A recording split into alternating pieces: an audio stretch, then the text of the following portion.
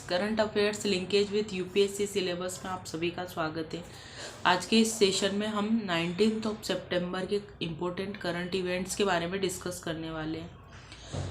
आज का जो सेशन है उसमें हम ये देखेंगे कि कैसे यूपीएससी मेंस का जो सिलेबस है और उसका जो पैटर्न होता है उसको हम कैसे फॉलो कर पाते हैं और पूरे न्यूज़पेपर से कौन सी ऐसी चीज़ होती है या कौन सी ऐसी न्यूज़ है जो हमारे मेंस के लिए इम्पोर्टेंट है उसको हम निकाल पाएँ। यूपीएससी प्रिपरेशन की जो जर्नी है उसका सबसे बड़ा चैलेंज ये है कि हम भटकाव से कैसे बचें। उस भटकाव से बचने का सीधा सा एक माध्यम होता है सिलेबस और यूपीएससी मेंस और प्रीलिम्स एग्ज़ाम के प्रीवियस ईयर के क्वेश्चन पेपर। जब हमको कोई सजेस्ट करता है कि आपको न्यूज़पेपर पढ़ना चाहिए, पीआईबी या वेबसाइट फॉलो करना चाहिए या अदर सोर्सेज जो भी हमको रिकमेंड करते हैं कोई भी, तो वहाँ पे बेसिकली क्वेश्चन मार्क ये आता है कि क्या पूरा का पूरा या उसमें हर एक जो न्यूज़ आती है वो हमारे लिए रिलेवेंट है। और अगर वो रिलेवेंट नहीं है, जैसे हम कहते हैं कि कुछ टॉपिक हमारे लिए रिलेवेंट नहीं है, तो ऐसे कौन से टॉपिक हैं जो हमारे लिए रिलेवेंट नहीं है और कौन से ऐसे हैं जो हमारे लिए बहुत इम्पोर्टेंट है या कहीं ना कहीं हमारे जो आंसर राइटिंग है उसको इम्प्रूव करेंगे, हमारी मेंस प्रिपरेशन को एक बड़ा आधार प्रदान करेंगे। या ऐसे कौन से टॉपिक हैं जो हम प्रीलिम्स के लिए प्रिडिक्ट कर सकते हैं या उसका दायरा जो है उस डायरेक्शन में हो सकता है, ये जानना बहुत इम्पोर्टेंट है। और इस जर्नी में जो भी अभी बिगिनर्स हैं या जो बहुत सारे ऐसे भी होते हैं जिनको बहुत टाइम हो गया है प्रिपरेशन करते हुए, लेकिन वो ये जान नहीं पाते हैं कि उनके लिए इम्पोर्टेंट क्या चीज़ है और क्या नहीं है। तो जितना जानना ये ज़रूरी होता है कि क्या चीज़ इम्पोर्टेंट है, उससे कई गुना ज़्यादा ये जानना इम्पोर्टेंट होता है कि क्या चीज़ मेरे लिए रिलेवेंट नहीं है। क्योंकि यूपीएससी की जो एग्ज़ाम है वो उसका जो दायरा है वो बहुत फैला हुआ होता है। प्रीलिम्स के पर्सपेक्टिव में और भी ज़्यादा चैलेंजिंग हो जाता है। उसमें अपने आप को समेटने के लिए बहुत ज़रूरी होता है कि हमको क्या नहीं पढ़ना है, तभी हम हमारे जो टारगेट हमको जो अचीव करना है वहाँ पहुँच पाएंगे। इसलिए हम जो है इस प्लेटफॉर्म पे आपके लिए अलग अलग सोर्सेस से वो न्यूज़ या वो इवेंट लेके आते हैं जो कि आपके एग्ज़ाम के लिए बहुत इम्पोर्टेंट है। और प्रीलिम्स के लिए हम कुछ टॉपिक सिलेक्ट करके आपको शॉर्ट्स में प्रोवाइड कराते हैं ताकि आप समझ सकें और आपका एक नोट तैयार कर लें उन टॉपिक्स को लेके। और आप देखेंगे कि प्रीलिम्स के जो करंट से रिलेटेड जो क्वेश्चन बनते हैं उनका दायरा कहीं ना कहीं वही होगा। तो ये एक बेसिक थिंग थी कि हम कैसे देखेंगे कि हमारे प्रीलिम्स और मेंस के लिए क्या इम्पोर्टेंट है। तो उसका सबसे बड़ा जो होता है, फर्स्ट तो होता है हमारा सिलेबस में बिटवीन द लाइन सिलेबस भी है। सेकेंड होता है हमारे प्रीवियस ईयर के क्वेश्चन पेपर। तो आपको उस चीज़ की टेंशन नहीं लेना है, आपको बस यहाँ पे इन सेशंस को फॉलो करना है, कंटिन्यू रखना है अपना सेशन, ताकि आपको इतने सारे करंट इवेंट से आपके मुद्दे की चीज़ मिल सके। आपको यहाँ पे सिर्फ अपना जो ये सेशन है उसको अच्छे से कवर अप करना है, यहाँ जो गाइड किया जा रहा है उसको फॉलो करना है और उसको आप अच्छे से। और अभी हमने प्रीवियस में भी डिस्कस किए थे, जीएस पेपर में देखा कि हमारी प्रेडिक्टिबिलिटी के आसपास कितना कुछ आ रहा है, कितना कुछ क्वेश्चंस आते हैं, बनते हैं। तो ये था एक बेसिक गाइडेंस। अब हम चलते हैं आज के करंट इवेंट्स के ऊपर। सबसे पहली जो न्यूज़ है वो है, सभी जानते हैं, महिला आरक्षण विधेयक। इसका जो नाम है वो है नारी शक्ति वंदन अधिनियम। अब ये जो नया अभी जो लाया गया है वो नारी शक्ति वंदन अधिनियम के रूप में लाया गया है, जिसको कि अभी संसद में पेश किया गया है। कैबिनेट ने पहले मंजूरी दे दी थी।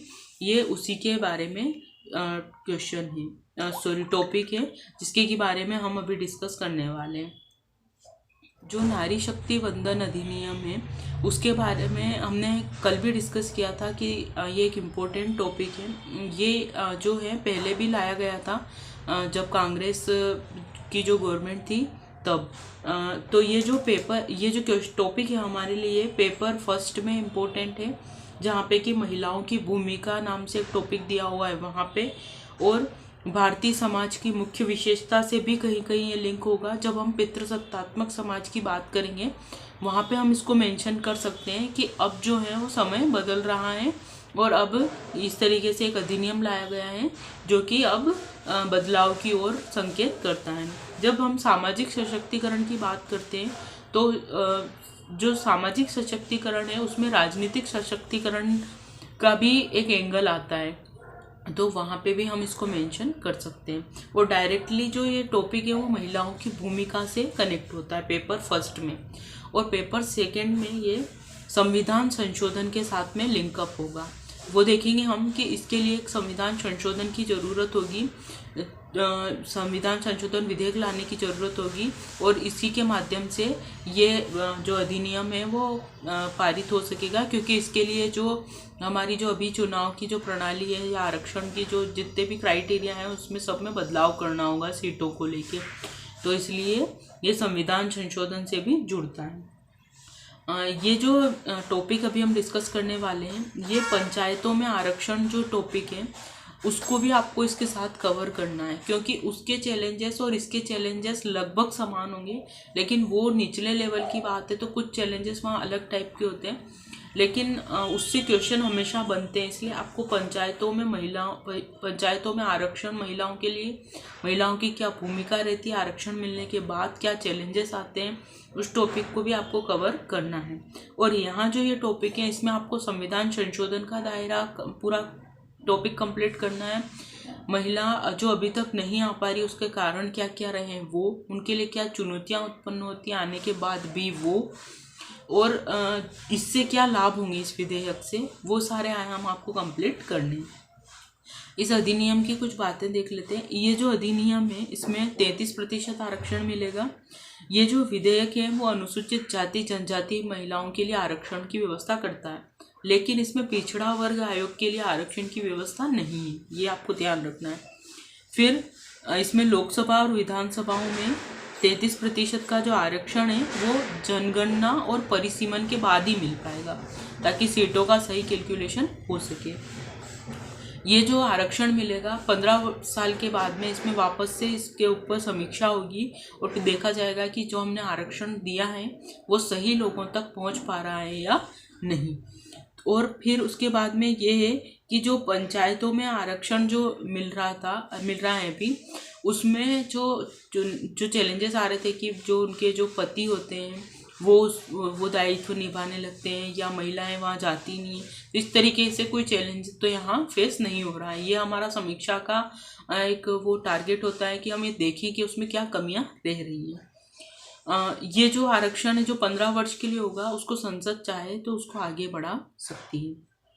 अभी जो प्रधानमंत्री ने एक डाटा दिया था कि आज़ादी के बाद से यानी कि 1947 से लगा के अभी तक में करीब 7,500 सदस्यों का प्रतिनिधित्व हुआ संसद में, ठीक, 7,500 मेंबर्स। इनमें महिलाओं की संख्या सिर्फ रही 600 अभी तक, मतलब बहुत लंबा टाइम हो गया हमको, लेकिन अभी तक सिर्फ 600 महिलाएं ऐसी है जो संसद तक पहुंच पाई है, यानी 8% से भी कम। लोकसभा में सर्वाधिक 15.21% यानी कि 82 महिला सदस्य रही हैं, और राज्यसभा में 13.23 यानी कि 31 महिला सदस्य रही हैं। इंटर पार्लियामेंट्री यूनियन के अनुसार वैश्विक स्तर पर महिला सांसदों का औसत 26% है, वहाँ 26% है और हमारे यहाँ 8% के लगभग है, जो कि बहुत कम है, क्योंकि हमारे यहाँ जितनी पॉपुलेशन है उसके हिसाब से भी तो वेटेज होना चाहिए ना, वहाँ जितना है उसके हिसाब से यहाँ पे हम जैसा हमारा जितनी पॉपुलेशन है उसका रिप्रेजेंटेशन भी उसी हिसाब से होना चाहिए। अभी जो है विधानसभा की अगर हम कंडीशन देखें तो किसी भी विधानसभा में 15% महिला विधायक भी नहीं है। अधिकतम जो है वो छत्तीसगढ़ में है 14.44%। उसके बाद पश्चिम बंगाल, और सबसे जो बड़ा स्टेट, जैसे जो बड़े स्टेट की बात करते हैं हम जैसे कर्नाटक है, उसमें जो है 3.4 ही है सिर्फ। तो ये बहुत बड़ा गैप होता है जिसको कि कवर करना इस अधिनियम का एक उद्देश्य है। इससे पहले जब हम देखेंगे, जब हम पॉलिटिकल पार्टी महिलाओं का रिप्रेजेंटेशन संसद तक तब आएगा जब पॉलिटिकल पार्टीज में उनका रिप्रेजेंटेशन बढ़ेगा। इससे पहले प्रधानमंत्री जी ने पार्टी से अपील की थी कि अपने जो टिकट्स जो अलॉट करती है उसमें महिलाओं को वेटेज दें, लेकिन उतना उस चीज़ को लेके अवेयरनेस नहीं रखी गई और इतना उनका रिप्रेजेंटेशन वहाँ पे नहीं हो पाया। तो ये एक चैलेंज होता है। अब इसका जो संविधान संशोधन वाला एंगल है उसमें ये है कि ये जो संविधान संशोधन होगा उसमें आधे राज्यों की भी सहमति की ज़रूरत पड़ेगी। क्यों? क्योंकि ये जो अधिनियम है ये उनके जो राज्य हैं वहाँ पे उनको भी प्रभावित करेगा। विधानसभाओं की भी बात हो रही है ना, क्योंकि इसमें तो वहाँ पे भी उनको संशोधन करने पड़ेंगे, इसलिए इसको 50% राज्यों की भी मंजूरी की ज़रूरत होगी। ये इसका जो था संविधान संशोधन वाला एंगल है। ये ओवरऑल टॉपिक है जिसके बारे में आपको देखना है। अगला टॉपिक है किसानों से रिलेटेड पीएम किसान योजना, जो हमने कल भी डिस्कस किया था ना कि जो किसान क्रेडिट कार्ड्स को लेके जो बात की थी उसी के ऊपर है।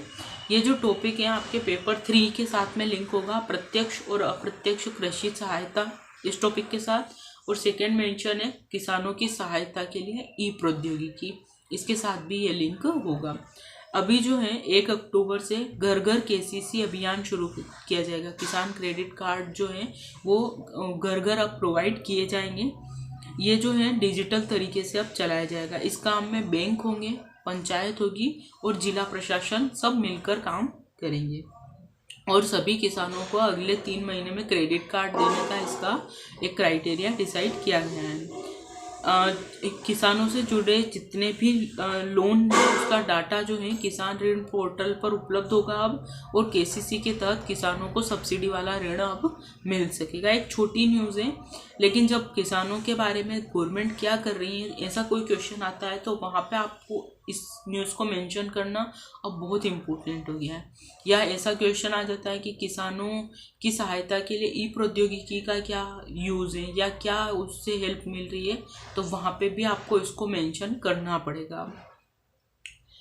एक और ये तो एक न्यूज़ थी, इसके अलावा एक और न्यूज़ है फसल बीमा योजना को लेके। अभी एक छोटी सी न्यूज़ है ये, हम बार बार इसके बारे में डिस्कस भी करेंगे कि फसल बीमा योजना को लेके अभी चैलेंज उत्पन्न हो रहे हैं।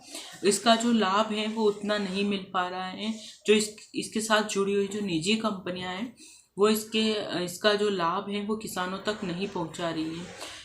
वो किसान प्रीमियम भी देते हैं, लेकिन उसके बाद भी उनको उसका लाभ नहीं मिल रहा है।